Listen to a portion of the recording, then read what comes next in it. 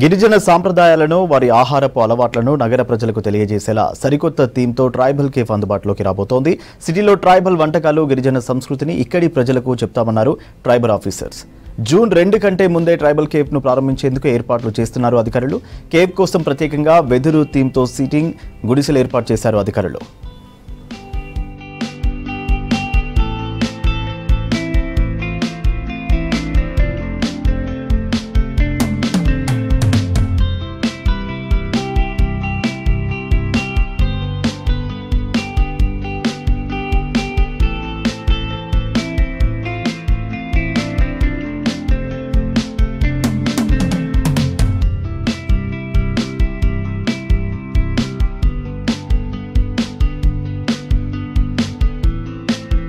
నగర ప్రజలకి కూడా మన గిరిజన ఆహారం ఏదైతే ఉందో అది హెల్దీ కాబట్టి ఇక్కడ ప్రజలకి అందుబాటులోకి తెస్తే బాగుంటుంది.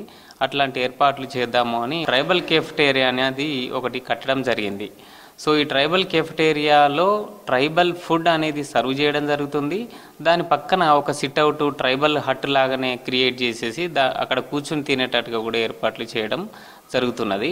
ఈ వచ్చిన వాళ్ళు కొద్దిగా తిరగడానికి కూడా స్థలం ఉండాలి, తిరిగినప్పుడు కొంచెం ఆహ్లాదకరమైన వాతావరణం కూడా ఉండాలి, ఒక ఆసక్తికరమైన విషయాలు కూడా తెలుసుకునే అవసరాలు ఉండాలి. కాబట్టి ఈ పక్కనే ట్రైబల్ కేఫ్టేరియా వెనుక మన రాష్ట్రంలో ఉన్న ప్రధాన గిరిజన తెగలు 11 అయితే ఈ 11 తెగల జాతరలను, దేవుళ్లను అధికారికంగా ఉత్సవాలు నిర్వహిస్తున్నది ప్రభుత్వం.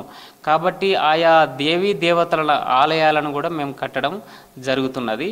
సో త్వరలో అంటే ఈ రాష్ట్ర అవతరణ దినోత్సవం జూన్ 2న రానున్నది. కాబట్టి ఆ లోపల అధికారులకి తర్వాత మంత్రులకి వాళ్ళు ఇచ్చిన డేట్ ప్రకారం ఇనాగరేట్ చేయడం జరుగుతుంది. ప్రైసెస్ సోకాల్డ్ దోచుకోవడం లాంటి రేట్స్ అయితే ఉండవు. ముడి సరుకుని మనం ఆహార పదార్థంగా చేయడానికి శ్రమ ఎంత పడుతుందో ఆ కూలీని మాత్రమే వేసుకొని వాళ్ళు ప్రజలకు సప్లై చేయడం జరుగుతుంది. ఎందుకు అని అంటే వాళ్ళకి అదనపు కాస్ట్ ఇక్కడ లేదు. ఎందుకంటే మా ప్రభుత్వము వాళ్ళకు ఇచ్చే వసతుల్లో ఎట్లాంటి ఛార్జ్ లేదు, వాళ్ళకు ఫ్రీగా ఇవ్వడం జరుగుతుంది. కాబట్టి ఎట్లాంటిది లేదు. అట్లాంటి ఏర్పాట్లు చేయాలనేది మా గిరిజన సంక్షేమ శాఖ కార్యదర్శి శరత్ గారి ఆదేశాలు.